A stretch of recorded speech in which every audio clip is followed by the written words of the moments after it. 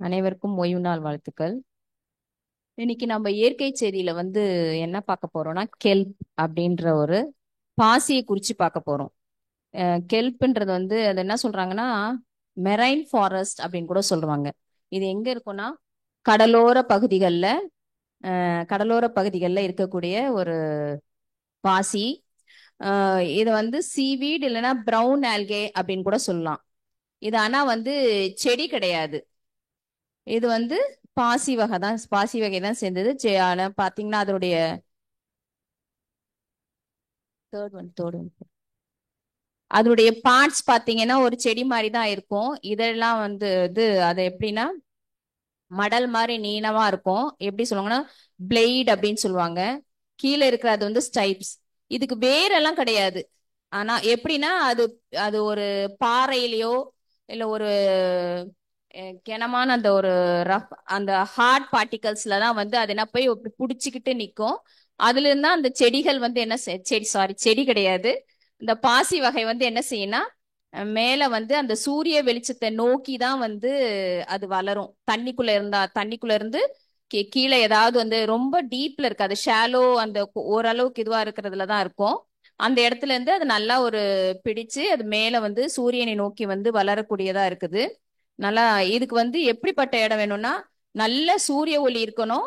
அது மட்டும் இல்ல அந்த நீர்ல அதுக்குள்ள அந்த ஊட்டச்சத்து எல்லாம் இருக்கக்கூடிய இடத்துலதான் அது வளரும். அப்படிப்பட்ட இடத்துலதான் அது நல்லா வளரக்கூடியது. இது அங்க கடலுக்குள்ள பார்க்கும்போது ஒரு காடு போல அந்த பாத்தீங்கன்னா அந்த பிக்சர் தெரியும். ஒரு காடு போல ஒரு காடு போல இருக்கும். பாக்குறதுக்கு பாத்தீங்கன்னா காடு மாதிரியே இருக்கும் பாருங்க. ரெயின் ஃபாரஸ்ட் மெரைன் ஃபாரஸ்ட் அப்படின்னு சொல்றாங்க. இது எப்படின்னா ரொம்ப கொஞ்சம் சீக்கிரமாவே வளரக்கூடியது. அதுக்குள்ள அந்த சூரிய ஒளி செடிகள் எப்படி அந்த போட்டோசிந்தசிஸ் முறைப்படி கார்பன் டை ஆக்சைடு எடுத்து ஆக்சிஜன் அதே மாதிரிதான் இதுவும் செய்யும். ஆஹ் அது கார்பன் டை ஆக்சைடு அப்சார்ப் பண்ணிக்கும். தண்ணி ஊட்டச்சத்து எல்லாமே அது எடுத்துதான் வளரக்கூடியதா இருக்கு. இது நிறைய ஆக்சிஜனும் ப்ரொடியூஸ் பண்ணக்கூடியதா இருக்கு. இது எக்கோசிஸ்டம்க்கு ரொம்ப யூஸ்ஃபுல்லானது. ஆஹ் இது பாத்தீங்கன்னா ஒரு நாளைக்கே 18 இன்ச் அளவுக்கு வளரக்கூடியதா இருக்குது. அவ்வளவு ஃபாஸ்டா ரொம்ப வேகமா வளருமா. இது எங்க இருக்குன்னா வடக்கு மற்றும் தென் அமெரிக்காவின் மேற்கு கடற்கரை பகுதியில இருக்கு. அப்புறம் ஆப்பிரிக்கா, அப்புறம் ஆஸ்திரேலியா, அந்த மாதிரி அங்க தெற்கு முனை பகுதியில இந்த கடலோர பகுதிகளை இதை பார்க்கலாம். இதுக்கு ஆனா பாத்தீங்கன்னா தண்ணி ஆனா அந்த குளுமையான தண்ணீரை தான் இது வளருமா. ஏன்னா கொஞ்சம் சூடா இருந்தாலும் அந்த ஊட்டச்சத்துலாம் அதெல்லாம் கிடைக்க கிடைக்காம அது சரியா வளராத நிலைமைக்கு போயிரும். அதனால இது அப்படிப்பட்ட இடத்துலதான் வளரும். இந்த இந்த கெல்ப் இந்த பிரவுன் ஆல்கை அது என்ன ஆகும்னா சிலதெல்லாம் இது அந்த இலைகள்லாம் கீழே விழுந்தாலும் கடல் கீழே போய் கூட மற்ற உயிரினங்கள் சாப்பிட்றதுக்கும் அது உதவுது. இது எல்லா வகையான உயிரினங்களுக்கும் கடல்ல வாழ்ற உயிரினங்களுக்கு மிகப்பெரிய ஒரு வாழ்விடமா இருக்குது. எல்லாம் அங்க அந்த மீன், நண்டு, அப்புறம் அந்த இன்வெர்டிபிரேட்ஸ் அப்படின்னு சொல்லுவாங்க, முதுகெலும்பில்லாத உயிரினங்கள் நிறைய வகைகள். அது எல்லாமே இந்த பாசியை உண்டு வாழக்கூடியதா இருக்குது. அது மட்டும் இல்ல அதுங்களுக்கு வாழ்விடமாவும் இருக்குது, பாதுகாப்பு தரக்கூடியதா இருக்குது. இந்த பகுதி இந்த கெல்ப் எல்லா வகையிலையும் ப்ரொடெக்ட் பண்றது, அதுங்களுக்கு சாப்பாடு கொடுக்கறது, அந்த ஷெல்டர் அது தங்குறதுக்கான எல்லாமே அந்த கெல்ப் ப்ரொவைட் பண்ணுது. இந்த இடம் ரொம்ப பாதுகாப்பா இருக்குது கடல்ல வாழ்ற உயிரினங்களுக்கு. பெரிய பெரிய இந்த வேல்ஸ் அந்த மாதிரி இது கூட சில எதிரிகள் என்று பாதுகாக்கிறது கூட இந்த இடம் அதுங்களுக்கு உதவுது. இது பாத்தீங்கன்னா ரொம்ப நன்மை தரக்கூடியதாவே இருக்கு. அதுல உள்ளது அங்க இருக்கிற அந்த உயிரினங்கள் மட்டும் இல்ல, மனுஷர்கள் நம்ம கூட சாப்பிட்றதுக்கு இது அவ்வளோ ஹெல்ப்ஃபுல்லா இருக்கு. இது என்னன்னா எதுல எல்லாம் போடுறாங்கன்னா டூத் பேஸ்ட், அப்புறம் நிறைய டெய்ரி ப்ராடக்ட்ஸ், கேக்கு, இது எல்லாத்துலயுமே இந்த பாசி கலப்பாங்க அப்படின்னு சொல்றாங்க. அதனுடைய அந்த அந்த இலைகள் அந்த இலைகள்லாம் தனியா பிரிஞ்சாலும் அதுங்க கீழே போயும் மற்ற கீழே வாழ்ற உயிரினங்கள் இருக்கலாம் மேல வராம ரொம்ப டீப்ல இருக்கிறதுக்கும் அதுங்களுக்கும் அது உணவா இருக்குது. எல்லாமே அதுக்கு பயன்படக்கூடியதா இருக்கு. அதுல உள்ள இருக்கிற ஒவ்வொரு இதுவும் வந்து அது வந்து பயன்படக்கூடியதா இருக்குது. அந்த கெல்ப் பாத்தீங்கன்னா அந்த கொஞ்சம் அந்த தளர்ந்த அந்த அந்த இலைகள்லாம் வந்துட்டு என்ன ஆகும்னா அந்த கடல்ல வந்து அதுல எல்லாம் அந்த முதுகெலும்பு இல்லாத உயிரினங்கள்லாம் சொன்னேன் இல்லைங்களா, மற்ற வகையான உயிரினங்களை ஒரு இடத்துல இருந்து இன்னொரு இடத்துக்கு கூட, யாருமே இல்லாத இடத்துக்கு கூட என்ன செய்யுமா அது வந்து கொண்டு போகக்கூடியதா இருக்கு. மற்ற இடத்துக்கும் அந்த மாதிரி வந்து அது கொண்டு போய் அந்த இடத்துல வந்து உயிரினங்கள் வளர்வதற்கான வாய்ப்பை வந்து அதனால் அதன் மூலம் அது வந்து ஸ்ப்ரெட் ஆகிறதுக்கு அது வந்து உதவியா இருக்குது.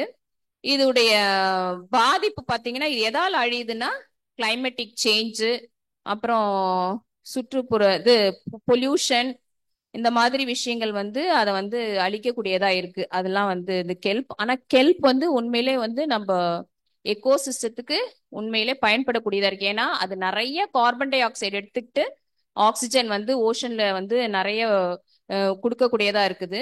அதனால இது இல்லைன்னா அந்த கீஸ்டோன் ஸ்பீஷஸ் மாதிரி அதுவும் இல்லைன்னா மெரைன் இதுல வந்து வாழ்றது கஷ்டம்.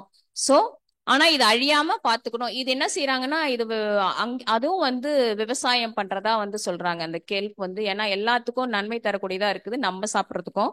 அதனால அதுக்கும் வந்து அது நன்மை விவசாயம் பண்ணி நிறைய ப்ரொடியூஸ் பண்றதாவும் சொல்றாங்க. இது அழிக்கக்கூடியது வந்து கடல் முள்ளெலி அப்படின்னு சொல்லிட்டு சி அர்ச்சின்ஸ் அப்படின்னு சொல்லப்படுது. அந்த இது என்ன செய்யணும் ஃபாஸ்டா வந்து ரீப்ரொடியூஸ் ஆகி அது என்ன செய்யுமா அந்த கெல்ப்பை வந்து சாப்பிட்டுருங்களாம். ஸோ ஒரு இடத்துல கட் ஆச்சுன்னா என்ன செய்யும், சூரிய ஒளி கிடைக்காம எல்லாம் கீழே விழுந்து அதெல்லாம் வந்து அழிந்து போகக்கூடிய சூழ்நிலைக்கு தள்ளப்படுது. ஆனா இந்த இதை வந்து எது கண்ட்ரோல் பண்ணுதுன்னா சி ஆட்டர் அப்படின்னு சொல்லி நீர்க்கீரியா அது வந்து என்ன செய்யுமா இந்த சி அர்ச்சன்ஸ் வந்து அது உண்ணக்கூடியதா இருக்குமா. ஸோ அதை சாப்பிட்றதால அது கண்ட்ரோல் ஆகும் போது அந்த கெல்ப்பும் அழியாம பாதுகாக்கப்படுது. இப்படி ஒரு சூழல்ல தான் வந்து இது இருக்குது. இந்த கெல்ப் வந்து எல்லா வகையிலையும் நன்மை தரக்கூடியதா இருக்கிறத நம்ம பார்க்கிறோம். இதுல ஆவிக்குரிய அர்த்தத்தை வந்து நம்ம பார்க்கலாம். இது மூலம் நம்ம என்ன கத்துக்கிறோம் அப்படின்னா ஆஹ் ஒன் லூக் லூக்கா 6ஆம் அதிகாரம் வசனம் 47 48.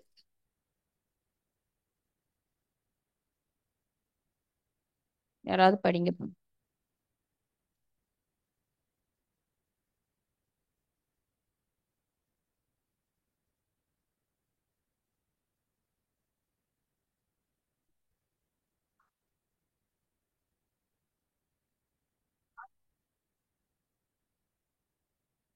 வீடு கட்டுகிற மனுஷனுக்கு ஒப்பாயிரு. பெருவெள்ளம் வந்து நீரோட்டம் அந்த வீட்டின் மேல் மோதியும் அதை அசைக்க கூடாமற் போயிற்று.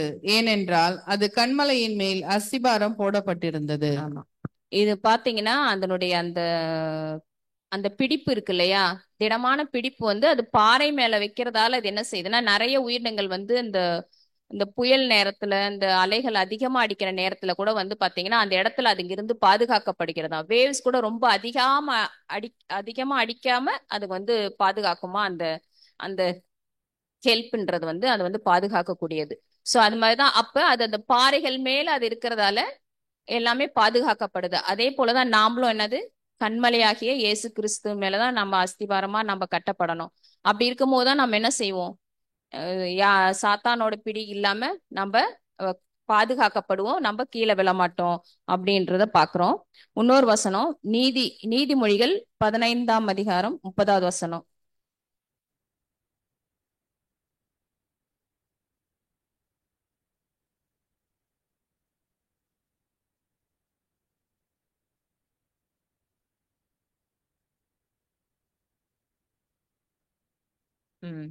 இங்க வந்து அந்த அந்த பாசிகள் பாத்தீங்கன்னா சூரிய ஒளியை நோக்கி வளர்றதா பாக்குறோம். அது எப்படிப்பட்ட இடத்துல வளருது, நல்லா திடமா வளரணும்னா சூரிய ஒளி இருக்கணும், அதுக்கு ஊட்டச்சத்தெல்லாம் இருக்கணும். அதே போல நம்ம ஆவிக்குரிய வாழ்க்கையில பலமா வளர்றதுக்கு நமக்கு என்ன தேவை, நற்செய்தி சத்தியம் வந்து தேவை. சோ அது எப்படி வந்து அந்த ஊட்டச்சத்து எல்லாம் சூரிய ஒளி மூலம் கிடைக்குதோ, நம்மளும் அதே போல கிறிஸ்துவோட சேர்ந்து கிறிஸ்துக்குள் இருந்து நம்ம சத்தியத்தின் மூலம் நாமளும் திடமா வளரக்கூடியவர்களா இருக்கணும்.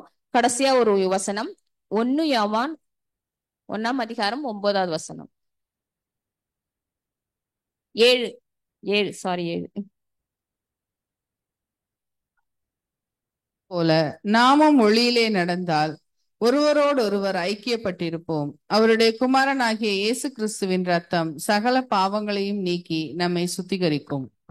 எப்படி இந்த பாசி நல்ல அந்த ஒளியை நோக்கி சென்று செழிப்பமா வளர்ந்து மற்றவங்களுக்கு உதவியா இருக்குது. அது மட்டும் இல்ல, அங்க வந்து ஒரு ஐக்கியம் இருக்கிறத நம்ம பாக்குறோம் இல்லையா?